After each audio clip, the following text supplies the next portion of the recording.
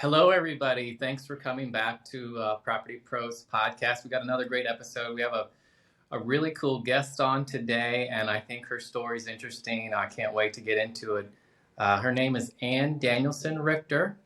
She's a broker for INB Realty, and she deals in buying and selling of vacant land. Anne, thanks for being here. How are you Thank you. doing? Thank you for having me. I'm doing well, thank you. So, just to give our audience a little bit of background, do you want to tell them a little bit about yourself? Like, how did you get into the brokering of vacant land rather than some other form of real estate? You want to give a little context of your work history, and then we can sort of go from there. Sure. I have a degree from Columbia Business School, so I went into investment banking but did not enjoy the work-life balance. And through some connections in prior work that I had, I started working in timeshare and hotels for Starwood and then Hilton, and then decided to branch out on my own into real estate in Florida. And as part of the very strong upswing in home building in Florida, I ended up working for INB Homes as a broker, buying vacant land for them in their developments in Palm Coast, Palm Bay, mostly, but also as well in Northport and Cape Coral. So it's a little bit of a change from doing healthcare investment banking in London to buying vacant land in Palm Coast, Florida, but I really enjoy it. And I originally came from Florida, so it works out great for me personally as well. So you were born in Florida, you say? No, I was actually born in Kansas, but I think my parents decided Florida, there was a lot more exciting things happening in Florida than in Kansas. Nothing against Kansas or my relatives who still live there, but they wanted something a little bit more fast-paced. So we ended up in Florida. Oh, I understand. Yeah, I moved here too for lifestyle reasons. In Yes. fact, I used to be in the home building business, but I didn't do anything on the development side, and I think that part's pretty cool. So, tell me a little bit more about that, getting into the realty and then learning to buy and sell lots. I mean, was there a reason that you picked that instead of a more traditional route of buying and selling houses, or? Well, I at IMB Homes, it was as a fairly new or a fairly new home builder. So the first thing you need when you buy or you sell homes is you need vacant land. And so I started with the company right when at the very beginning, and I had gotten my real estate license. So I was at that point an associate, and now I've since gotten my broker license. So it made sense to uh, focus me on buying the land so they could hit the ground running. So we bought like something like 400 scattered lots in these four areas, mainly in Palm Coast and Palm Bay. And during that time, it started out well, we're probably going to have a slow going here because of the pandemic and everything. And I don't think anybody really expected the Florida real estate market to just explode at the sort of latter half of the pandemic. And that happened for a variety of reasons. So vacant land really tripled in price very quickly. Because everybody poured in there, all these different builders, and here we are, a newer, younger builder, more mid-size, and we're competing against D.R. Horton and big builders like that, all buying land, all in the same places, all at once. So it became very intense, and it's slowed down a little bit because of the interest rate hikes. I mean, that has definitely we felt that, but it's still very strong, the real estate market in Florida. So, but that's how I ended up starting in vacant land because that was the first piece that you need if you're getting a home builder going and off the ground. Wow, that is, I mean, that's really cool. So when I worked for a builder, they would buy land too. This was in Central Ohio. I used to live there many, many years ago. But they would buy very large tracts of it, and they just would crank out the houses. So it would be akin to one of these D8, okay, the Horton type places. Yeah, Horton, yeah. This scattered thing, so I go to Palm Coast a lot. You guys are down there, you're buying the lot, and are you building a spec, or are you waiting for somebody to buy and then you see what houses fit on the lot that you have available? Oh no, I mean, we also buy large tracts of land. We started doing that, but in the beginning we were buying scattered lots, because we were smaller and it's easier to scale up and scale down. If you buy a large tract of land, you better be ready to go with the whole subdivision. And now that we're larger, we can do that. With a scattered lot, we have our own floor plan. So I just go out and buy a lot here, buy a lot there, and then we decide, do we put a 2 bedroom, 3 bedroom, 4 bedroom on it? The upside, again, as I said, from a perspective of builder, it's easier to scale up and scale down. The downside is if you want to have like a whole community with a clubhouse and an HOA, it doesn't work with that. So that's why we're also moving into subdivisions as well. And it's a little bit, there's a lot of work to buy one parcel of land, a quarter acre. And there's as much work that can go into that. Maybe not quite as much, but it's still quite a bit of work considering the size of the land relative to buying a whole subdivision, because there's a lot of feasibility that we have to look into. We have to check out the area around it to make sure that the community and the immediate and block works with the type of product that we want to have, et cetera, et cetera, et cetera. So, Yeah, makes perfect sense. So their focus is more on trying to scale rather than individual, because I can see that, right? There's a lot of work just to get one. yes. Yeah.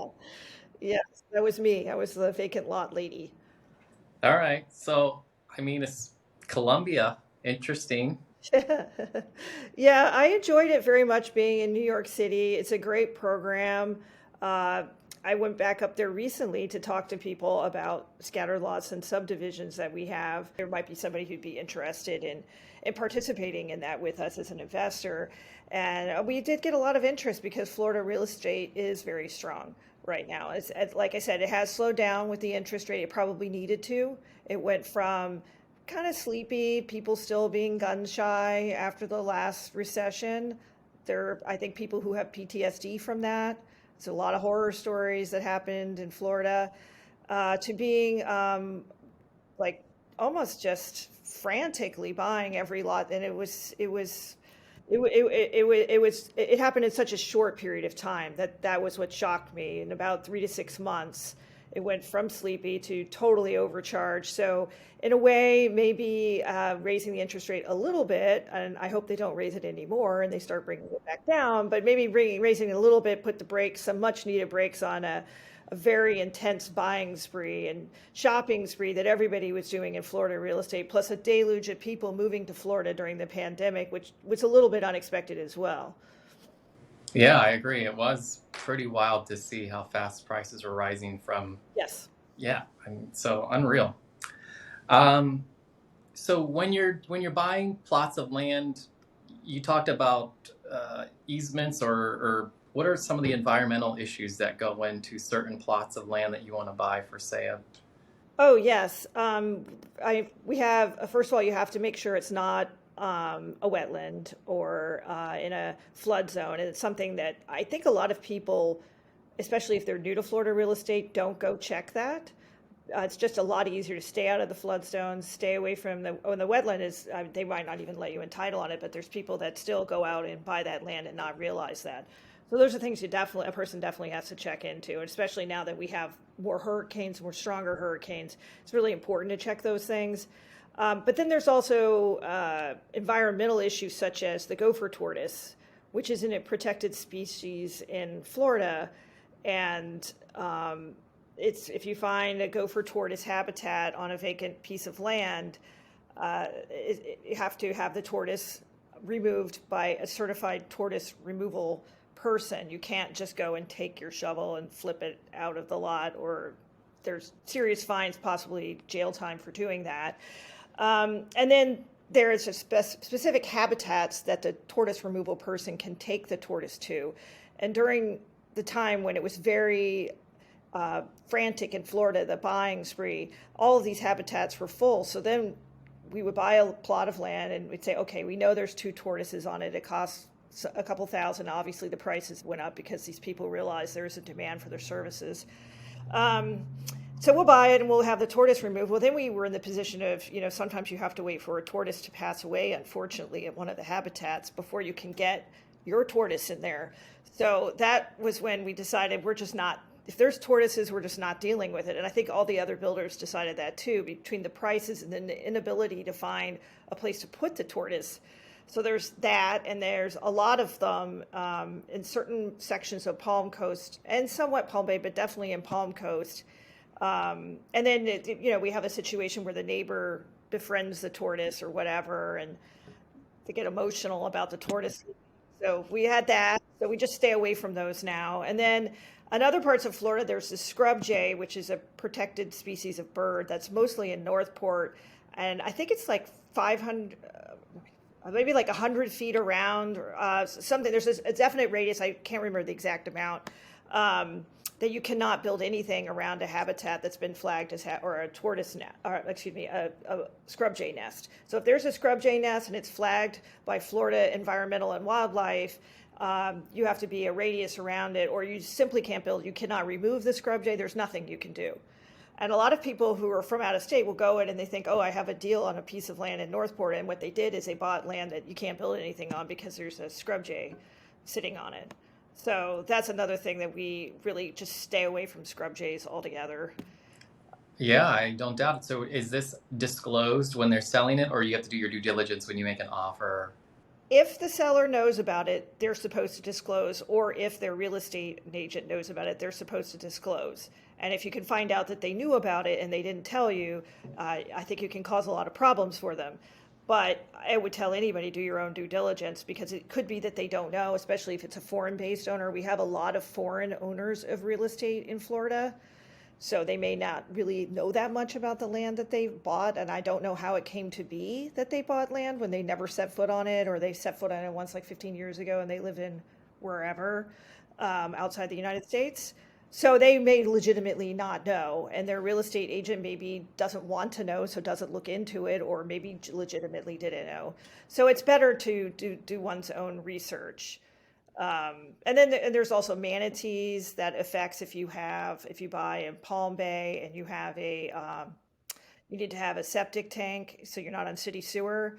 If you're near the Indian River Lagoon, where the manatees are eating and nesting, you have to have a specialized, much more expensive type of septic tank to prevent any backwash going into the lagoon and poisoning them. So some people may not realize that either. And then they buy the land and then they find out, you have to spend, I mean, it's like a lot more, like several $1,000s more. So there's things like that that are really important to look into. There's also the quality of the soil. Florida is basically a sandbar. So there's some areas of Florida where if you drill down, you're going to end up in muck and you cannot put a house on it because it'll settle. And depending on the soil quality, you can either excavate the soil and refill it, which is expensive. Or, I mean, I had some people who were out of state and I came across them because they were begging me to buy their land. I was like, I'm not going to do that, because they just bought it and then they did a soil test, and the soil people went down like, I don't know, 40 feet. And they're like, it's all muck. I mean, we can't just keep going down. I mean, you just can't build a house on this because it will settle and the city will flag it. And then if you try to do it, you're going to be told you can't permit there. And there's some lots where they've already flagged it in Palm Coast, and some where they didn't know that. But when they go in to try to build, they'll tell the city, this is not good soil. And then you're stuck with a lot. There's nothing you can do with it except maybe turn it into a dog park or a place where you could park a boat, or I don't know what you can do with it, but you certainly couldn't put a structure on it because it would settle and it wouldn't be stable. So those are the kind of things you really have to look into, because you could end up with a lot that's worthless or just so expensive to fix, that so many problems that you don't want to deal with it. So your learning curve, I mean, you learned this all on your own, right? This Yeah, well, sounds pretty yes. amazing. People told me, and I didn't want to, upset the people that I was buying land for. So I wanted to make sure that I avoided anything. And as I did this more and more, I got more and more, I don't care if they're going to lower the price. I'm just going to stay away from it. In the beginning, I was more, oh, maybe if they cut me a deal, I don't mind if there's a tortoise living there. Well, then I found out if there's a tortoise, there's usually a tortoise mate, and then there's tortoise babies. And the next thing you know, you have 8 tortoises instead of 1. And then it's just easier to stay away from it. So you guys call your own staff out there to go look for this, or is this something you do? You go look for these species? both. And then there's a person that we hired, she's not an employee, but she's like a certified gopher tortoise inspector that went around for us in Palm Coast. And then there was a gentleman who did this for us in Palm Bay, also in Palm Coast. And then he did everything. He looked for tortoises, he looked for scrub jays, he looked for wetlands. And they can also tell the wetlands by the type of foliage that's growing on the land, even if it's not flagged as a wetland. I guess if it has cattails, which is a type of plant, it means that the land is pretty moist. It has been pretty moist. And if you buy it sort of when it's not quite as rainy in Florida, not in the fall, maybe you buy it in the summer, you think it's, certain parts of the summer where it doesn't rain as much, that can vary. You could think it's fine, and then you get into like hurricane season, and then the lot's like, 6 inches underwater, and then you realize you have like a mini disaster. Wow. Yeah, I don't know it from the development side, but I always look at houses to see if they're set too low or if where Yes. the water will come from eventually. Yeah, look at that all the time. Well, and you can also have the situation where you have people next to you that built their house up, and then all the water ran off where they built the house up onto this vacant land that was nice like 10 years ago. But after 10 years of this land sitting there with somebody who built their house up on either side, and all the water runs off that into the soil, it turned itself into a wetland. Agreed. Definitely. Yeah, there's been some that I pulled up to and I'm like, oh my gosh, could you not see this it looks like a spoon. It just fills up with water. Where's it gonna go? But apparently they didn't. I feel bad for them that they didn't, but it's the same thing. Like you have to do your due diligence, and it's amazing that they Right. didn't know or didn't look. So something I read on your bio, there's something Gator Park. What is Yes. this? Yes, there's a piece of land that's owned by several groups, or several partners, 5 partners. That's right outside the University of Florida campus in the Gainesville area. And their idea is to turn it into a park similar to Bulldog Park, which is a very successful. I think they've had multiple phases. They had Bulldog Park 1, Bulldog Park 2, and it's a zone for RVs with a lot of amenities. So if somebody has a really nice RV, they can drive up to Bulldog Park, hook it up. They have water there, facilities there, and they're within walking distance or a very short drive to the stadium. So it's geared towards the super Bulldog fan to watch football games and bring their RV up.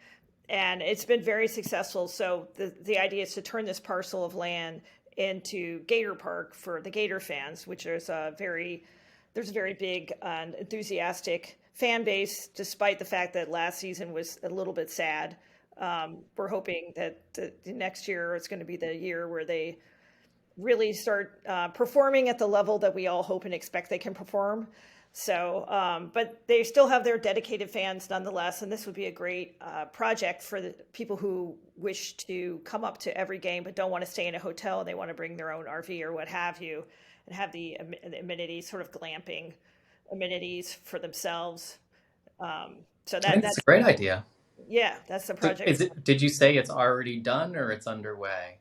Well, we have the land, and we're in the process of rezoning it or to RV from multifamily, which it's not guaranteed, but the city of Gainesville is usually very friendly towards developers, so that should not be a huge obstacle. And then it's finding either we do it ourselves or we find some partners who want to do some of the invest with us and do some of the construction with us, kind of in that early planning stage.